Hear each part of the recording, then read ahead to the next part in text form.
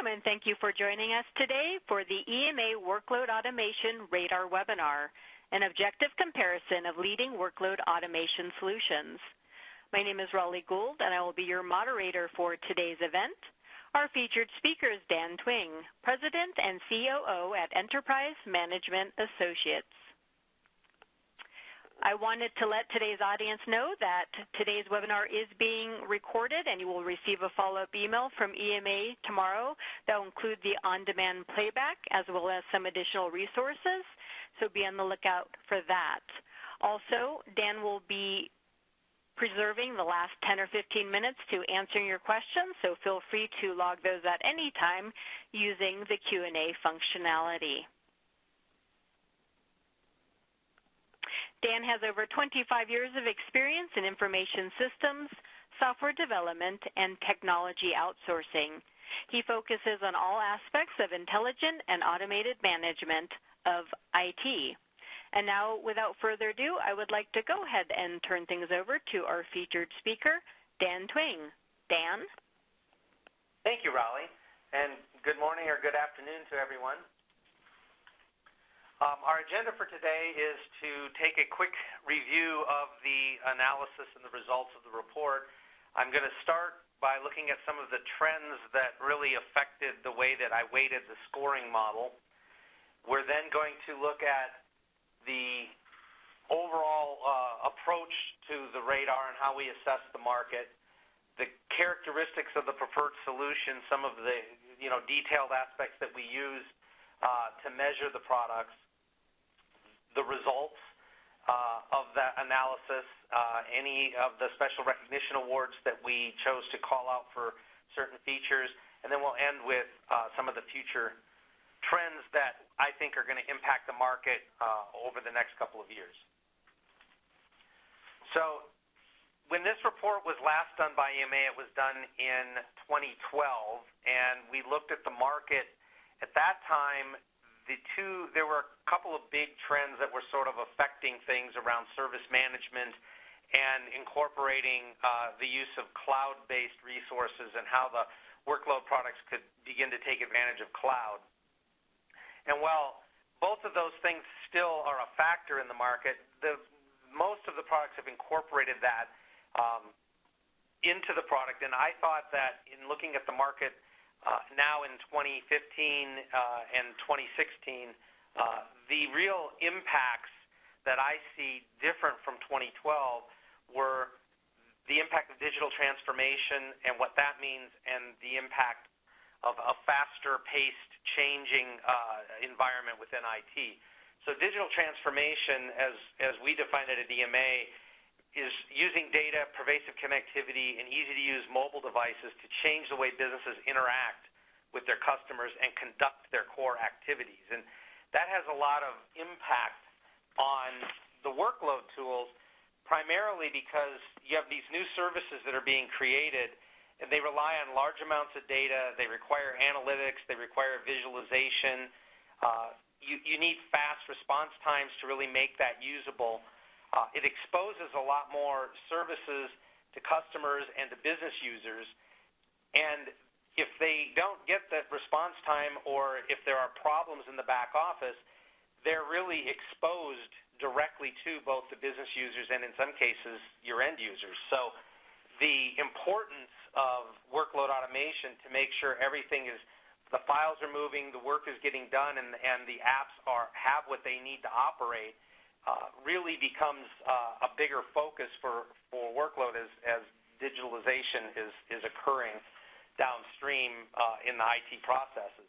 The other big trend is faster rate of change. So we see things like continuous delivery and DevOps as a reaction to this demand to go faster, to continuously improve. And while those are good things in the way that they improve how operations and the business users can interact and how development interacts with operations, it also puts more burden on schedulers because you have to incorporate change more frequently. And so those two things, I think, show up in a lot of the enhancements and features that have been incorporated into these products, and we took that into account in how we weighted the measuring system. So the EMA Radar report has been around now since about 2010, I think, was when we did our first one. And in fact, the second one we ever did was on workload. So this is now the third report that we've done on this market. This aspect of the measurement has remained substantially the same. We look at 5 major categories of characteristics. The underlying architecture and its ability to integrate with the other systems that are required for any technology to function, the actual functionality, the features, the usability. The thing that's unique about how I think EMA measures things with the radar is that a lot of reports of this type focus on that architecture and focus on the functionality, but what we try to incorporate that I think is unique is the effort it takes to stand up a product, to operate it over time. So we look also at deployment and administration effort, both the original installation and then what it takes to keep the product tuned and running. And this is for any product that we cover. We also factor in the aspects of the cost of the product, both the licensing initially, the maintenance or subscription fees, depending on how it's priced.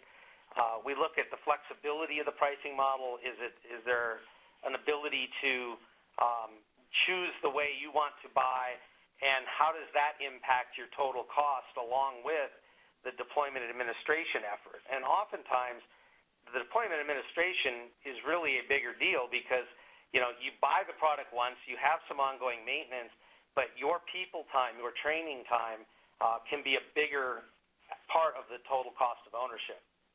And then finally, we look at who you're buying the product from, the vendor characteristics, their strength, and even a very large vendor may not score as well here as you might think because we're not just looking at them overall, but we're looking at their efforts in the specific market that we're talking about. So in this case, a very large company who isn't necessarily putting all of their research and development into the workload product may score less than you might think for the size of that company, and a smaller company might score much stronger because they're putting in the R&D effort. So this aspect is in a little bit overall financial strength and how they play in the market, but it's impacted by the topic at hand and how well they do in that space. So as we look at what we thought of as the characteristics of a preferred solution, I'll start with the architecture. The business focus for us is things like dashboards, reports, the types of triggers, whether it's integrated with the service catalog, auto-discovery features, and so forth. Second is scalability, performance, and reliability. That's a pretty obvious metric, but includes things like the number of endpoints, the size of the active deployments that are in use. And part of this analysis included, I think I interviewed about 30 end users of the 13 products that are in this report. So in talking to them, we also looked at the size of those deployments. And really on scalability and reliability, fault tolerance type characteristics, how well virtualized environments and cloud environments are supported. And then that leads us into dynamic workload placement, which is the ability to actually decide where workloads will run, what environments are available, and how well a product can take advantage of the cloud. Breadth of platform support is substantially the operating systems and environments that are supported. The breadth of application, the different databases and applications that they happen to be integrated with. And in the disaster protection also comes in with the fault tolerance and high availability, failover, things like that. The other side of the architecture and integration metric is the integration and interoperability characteristics. So here we're looking at things like how comprehensive are their APIs, what scheduler elements are exposed to other applications and what standards are used for those APIs. Again, cloud integration here is important. How do they dynamically place workloads in the cloud, and how, is it just I can put it in the cloud environment, or I'm capable of understanding, higher end characteristics of certain public clouds. The ITP integration is an interesting metric. What's happened in the last 4 years, a lot of the products have incorporated process automation into the workload tool more directly, but we still felt like there was reason to look at other third-party products that might be supported. So some products, while they have their own native integration for other kinds of IT functions, they will still integrate with other tools. Some products only work with their native IT process automation features, and that they were scored down for not having that more open view of IT process. Because if you're already supporting a tool and you're looking at a workload tool, you may not want to stop using that other third-party product. So we think there's still some value here. Capacity management integration was another characteristic, looking at how they reconfigure, create, decommission virtual machines and so forth, and then manage file integration. Really, always a big part of workload is moving data around and getting it available to the next step in job streams and whatnot. But I think with the advent of big data over the last 4 or 5 years, this aspect has become even more important, and we weighted this a bit heavier than we have in past reports. As we get on to the functionality aspects, here we're looking at things like the end-to-end monitoring. Dashboard views come back into play here so that how can you watch what's happening?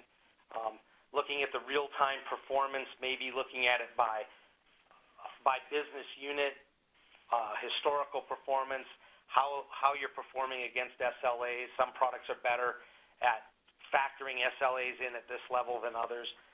We also valued compliance management.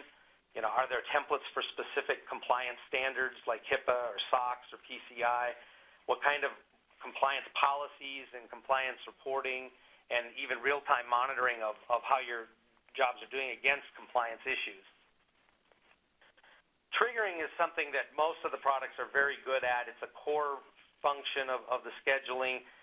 We're looking at things like how many calendars, what types of calendars, what kinds of events can trigger beyond just time-based scheduling, file actions, message queues, email events, and other things that might trigger jobs. Self-service portal is one I think that's become a lot more important in recent years. Ties back to that digitalization thing and how much more business end users are tied into the processes of what are happening within the IT operations environment, and giving that visibility to the business folks. That's often done through these self-service portals. So here we looked at a number of aspects of what functions can be done through those, whether it's a web interface or a mobile device interface. Things like restarting jobs, triggering jobs, getting job statuses. It really unchains both the operations folks from some central console as well as gives visibility to the business users. Forecasting and analytics is another characteristic that's very important. Many products today have native predictive analytics capabilities. We saw this has evolved a lot since our first report in 2010, and it's really become almost table stakes. Most of the products have some capacity now for predictive analytics and utilizing historical data to make decisions about downstream jobs. And then there's things like alerting and security. The predictive analytics also affects the what-if scenarios. Do you have an ability to model new jobs as you're planning and scheduling them, or if you're anticipating higher volume, because of seasonality in your transaction flows or whatnot, can you do that what-if analysis and really understand the impact and plan jobs better, both for changes that you're going to be implementing, might be changes in the underlying infrastructure that you're utilizing. What if you incorporate a new public cloud? How could that affect how you get the full job streams completed? So a lot of the products have become a lot more sophisticated in this capacity, and we are weighting this a bit heavier than we had in the past. Conditional logic and auto remediation is another feature that we put a lot of weight on. Automatic issue resolution, remediation based on events, historic data, and predictive analytics being used to decide on the fly what needs to happen as things occur in the midst of job streams running. And then finally, logging and auditability, which are important, and what kinds of things are logged, what kinds of statuses and errors. So this is really how we measured the features.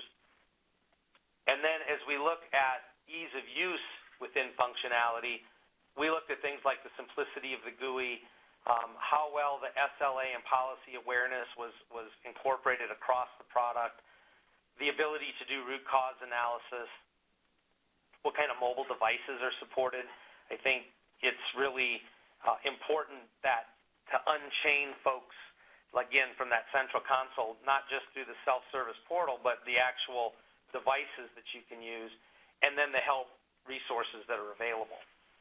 So those things make up that functionality score. As we look at deployment and administration, there's really three big categories there. The first two are ease of deployment and support services. Within ease of deployment, we look at things like the deployment time and effort that's required to, initially stand up that product. And in that vein, what conversion facilities are available? Now, it's interesting, in the customer interviews that I did, while we value conversion facilities and how we measured the products, I was surprised at how many end users weren't taking advantage of the conversion facilities.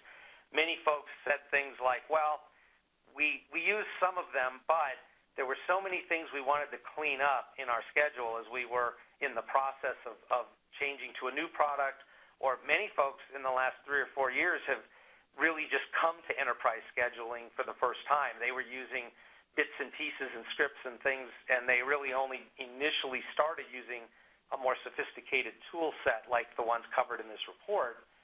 And they really looked at it and said, well, we could convert what we were doing, but we felt it was important at that point to really rethink the flow of things. So while we value conversion facilities, many of the users I spoke with took that opportunity to really redesign what they were doing. So this was sort of weighted a little less than it had been in previous reports.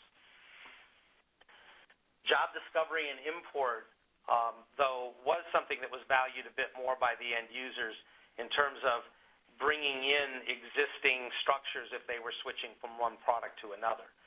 We also looked at what training is available.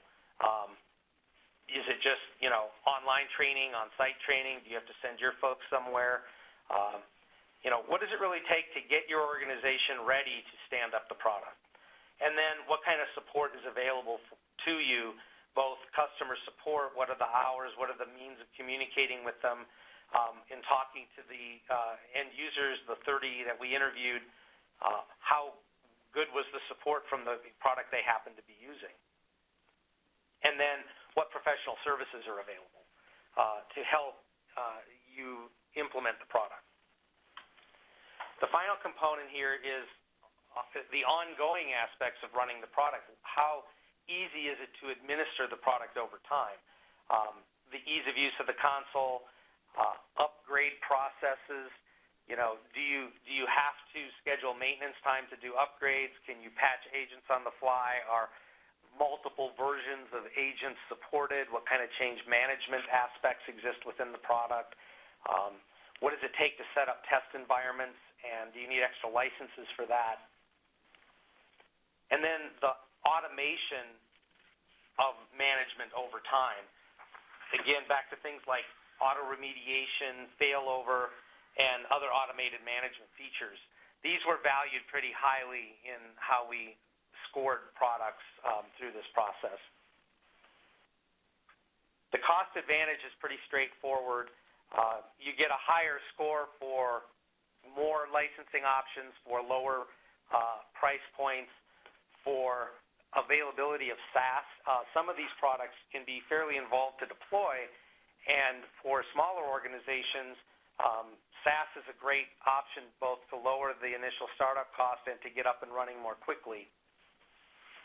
And professional services were also factored in here in terms of both the cost of professional services and how those may offset your training costs and the staff requirements. And finally, the vendor strength component.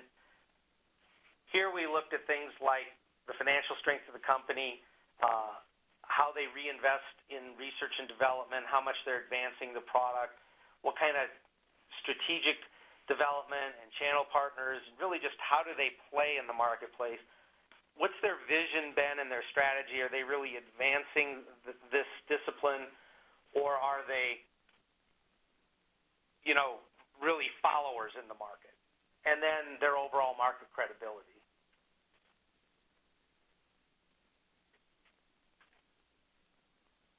So here, the EMA Radar report for workload automation, the evaluation process. So I've already alluded to the 30 customers that we interviewed. The whole process really starts from top to finish. We start with a list of what we think are the critical features that I just walked through.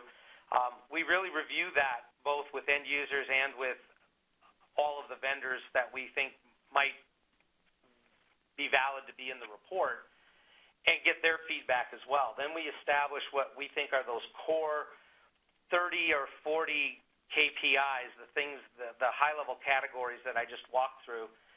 We identify the vendors who should be in the report, which was easy in this case because this is the third time we've done this. And we create a questionnaire that the vendors all fill out. And it has about 150 points of in it that underlie those KPIs.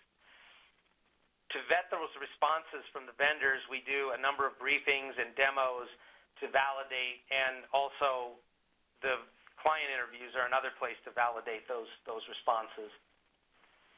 Finally, we analyze and score the results based on the characteristics that I just walked through.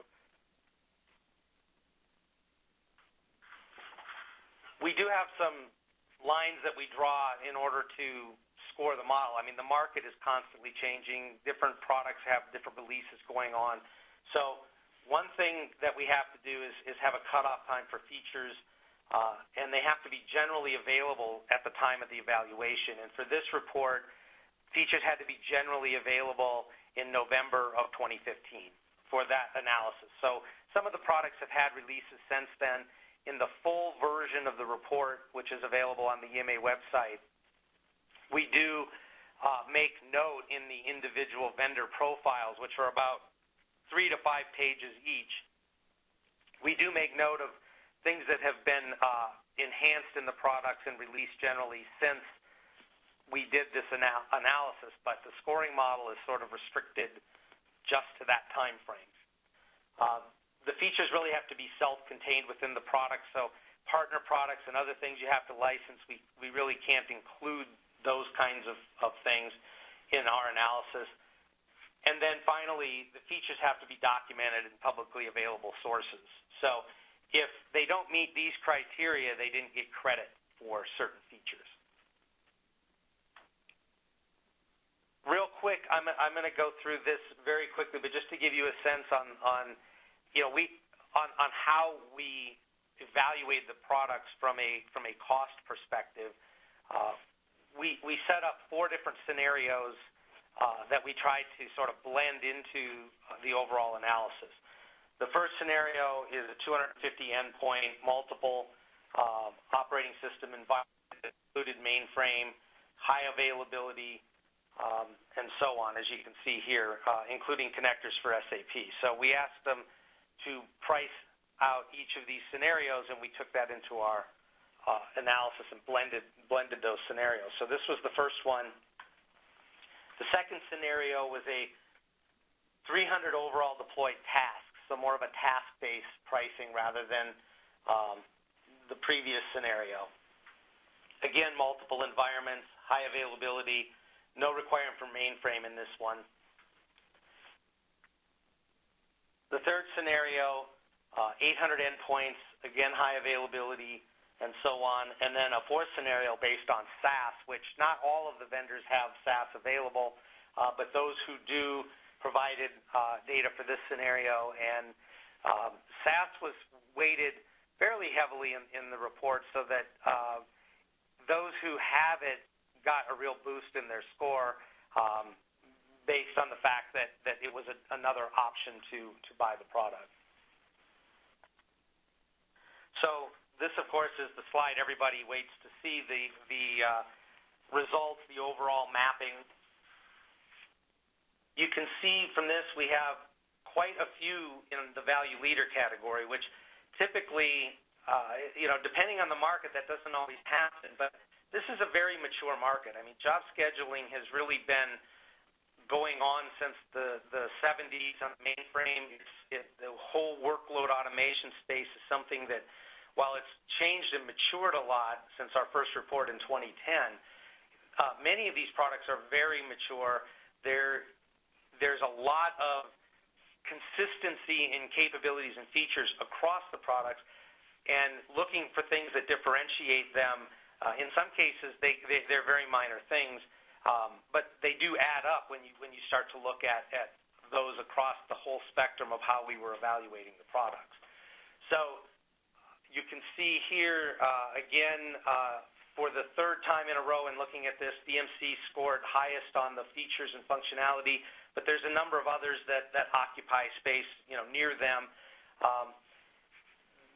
The other standouts are Stonebranch and HelpSystems, who are the farthest to the right on this chart. The way that this chart works, so we started with that pentagon chart with the 5 major characteristics. The architecture and integration and the features are really combined, those scores, to make the vertical axis on this chart. And I think of that as the vertical axis is what do you get? And the horizontal axis is a combination of that cost efficiency and the deployment and administration. And it really measures what do you give up to get the product. So products farther to the right are some combination of less expensive and or easier to deploy. And it isn't always the case that they're the least expensive. They may be very simple to set up and get running and yet charge more than some other products, but that will put them farther to the right on this chart. So I don't have time in this format to go into the details of why different vendors landed in different places on this chart. That is covered in detail in the full report, which is available on our website. It is also available from any number of these vendors who have opted to take the report and make it available to the marketplace. So there are a number of avenues you may be able to get access to this full report. In there you will find, again, a 3 to 5 page profile on each of the vendors that really highlights the strengths and weaknesses that placed them where they landed within this chart. I would, however, just quickly summarize each category. So I'm going to start with the targeted value. Arcana placed there. Our definition for targeted value is a very specific set of features. It's a fine product for what it's good at, and again, if you look at their profile, you'll walk through those characteristics. So, their placement on, the fact that they're here at all makes them a very good product, but targeted value is for some very specific purposes. In this case, smaller Windows environments. Those in the strong value category included Cisco, Flux, MVP, SMA, and Vinzant. Again, if you look at the chart, some have higher features, and that's why they're in strong value.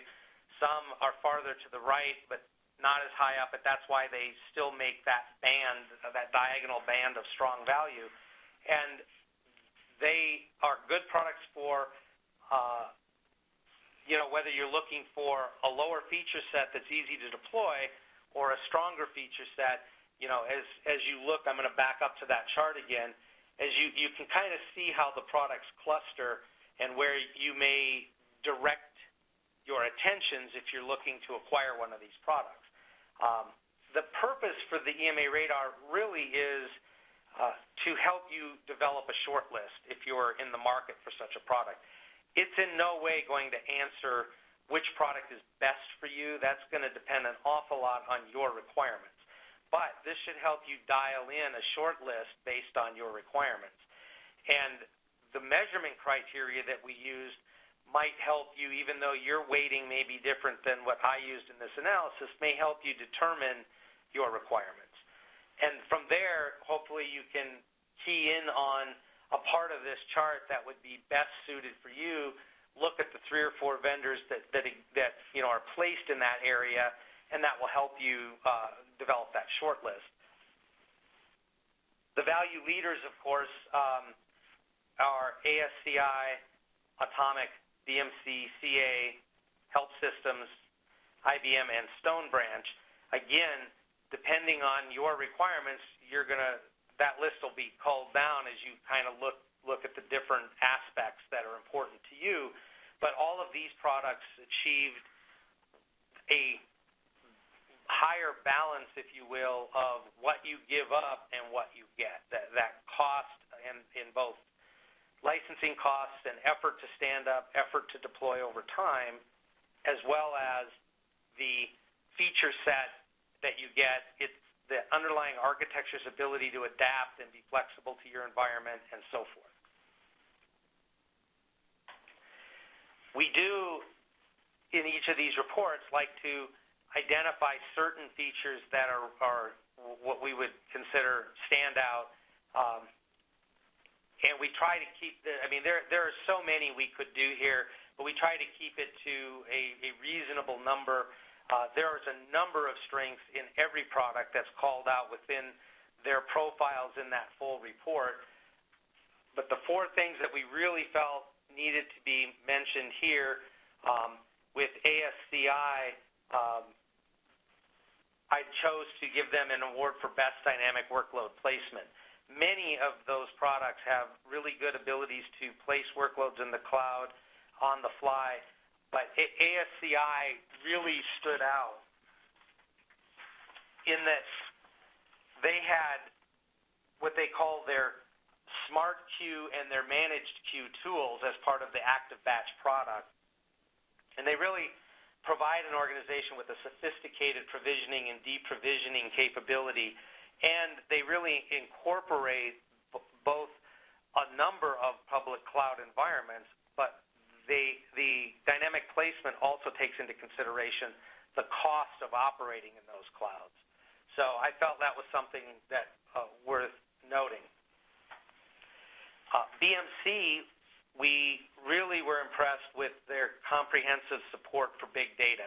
And again, a lot of products have very strong big data characteristics, but BMC really stood out in the way that they integrate into the Hadoop ecosystem, supporting things like HDFS, MapReduce, Hive Server, and other aspects, including Spark, that really extends the capabilities of the entire Control-M solution into the big data technologies.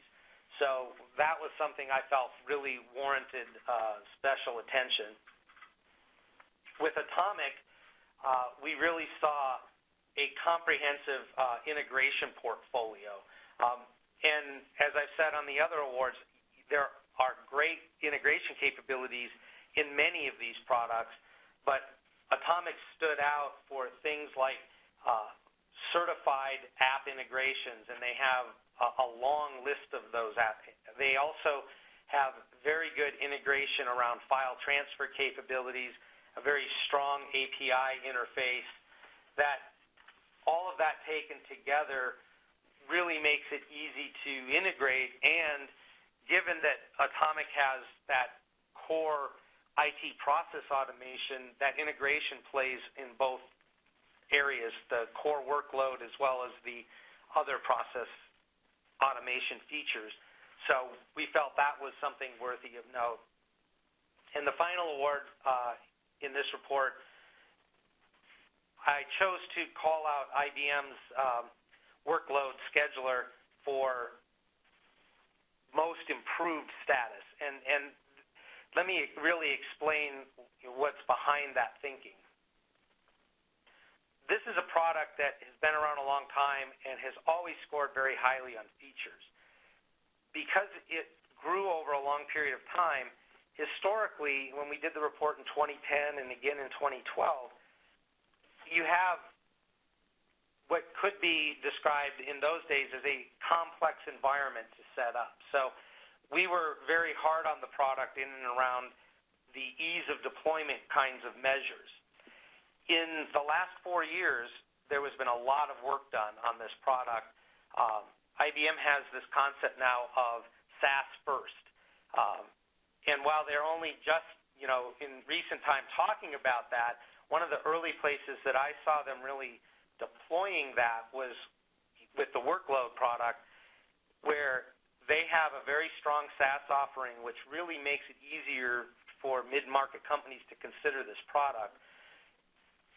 The Service Engage environment is really a place to come up fast with a number of tools, including the scheduler. They've also done a lot in and around opening up the UI features through APIs and allowing you to embed through IBM Bluemix and the PaaS environment scheduling features right in development. Now, this is a trend that's happening in many products, but they've gone very far with that. And there's been a lot of other simplifications done in and around the user interface, redesigning things and making it generally easier to install, all of which puts them for the first time in our analysis in the value leader category. And we're just very happy to see that whole ease of deployment characteristic was taken to heart and adapted into the product. And that's why we've chose to highlight most improved. So before I go to Q&A, I just wanted to talk about some of the things that I think we'll see in the future and what will probably make that trends impacting list I started this whole thing with when this report is refreshed again in 18 months or so. The first is embedded scheduling. Now, I think, many of these trends are already underway, but they may be more in their infancy. If you look back to 2010, predictive analytics was at the state then. There was one third-party product that several products had integrated. There was a couple that had built some very rudimentary predictive analytics, but it was only in a couple of products and it was very early. By 2012, it was across at least half the field at that point had predictive analytics, and it had matured a bit. And now in 2016, it's very mature. So while I'm calling some of these future trends, you can find these things in some of the products today, but just like predictive analytics, I think they're going to be more pervasive and far more sophisticated 24 months from now. So embedded scheduling being one of those, where developers are building scheduling components in through APIs, and I think part of this fits the whole DevOps trend as well. So that's really exciting to see. Monitoring control of the release process. As we're going faster and with continuous delivery in DevOps, the workload tools are being more integrated into that process, and that's a really good thing to see. User community awareness is another. Several of the products have user communities where you can share APIs, and there's just a lot more of, rather than waiting on the vendor to issue a good solid integration to an application rather than just using some very basic scripting. Many of the tools have the ability for you to build those yourselves and now share them in a user environment, like a community environment. And while that started, I think we'll see a lot more of that. Another is agent change management.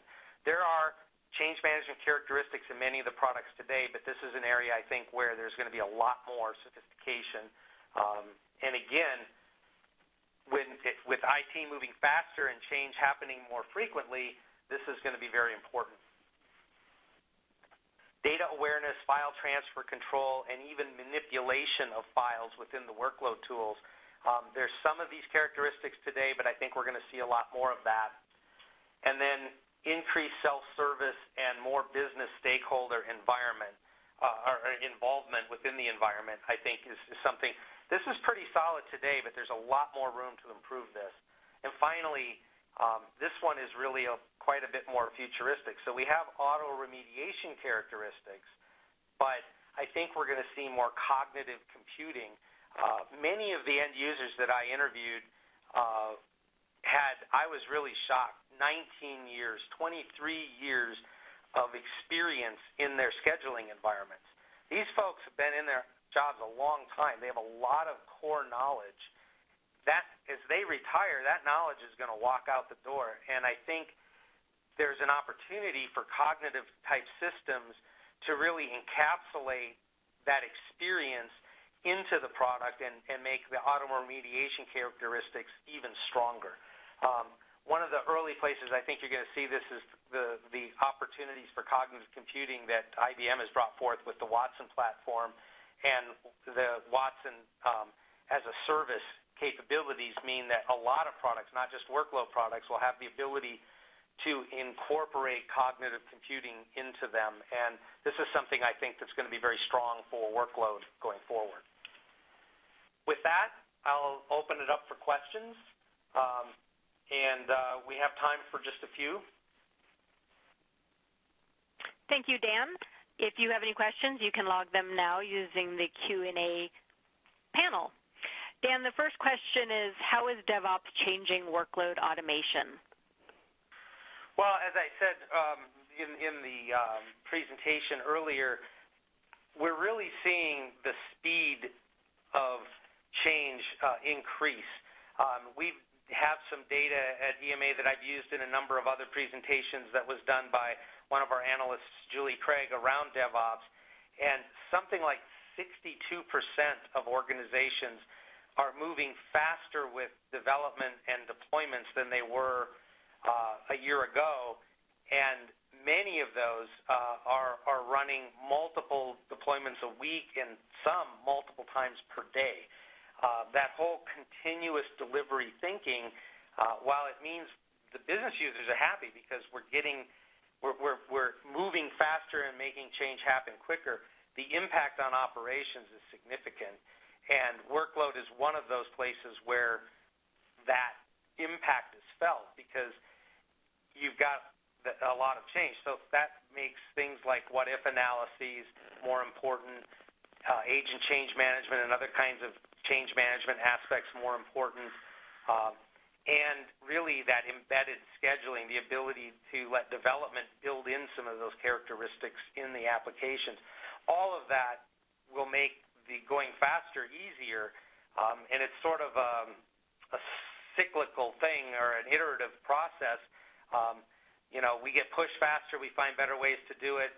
Now that we have better ways to do it, we get pushed even faster. And I think that's what we're seeing, the impact of DevOps on workload. Thank you, Dan. That brings us to the 45-minute mark, so I'm going to go ahead and wrap it up.